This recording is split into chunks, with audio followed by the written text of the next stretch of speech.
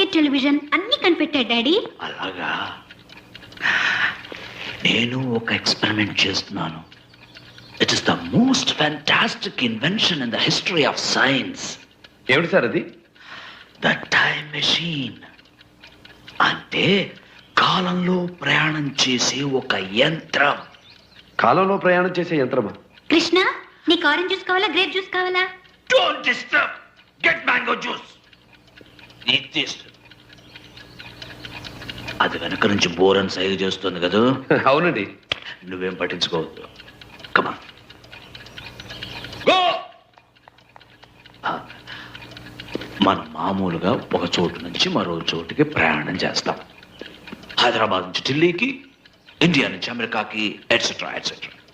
అలాగే కాలంలో కూడా మనం ప్రయాణం చేయవచ్చునని నాలాంటి సైంటిస్టుల అభిప్రాయం.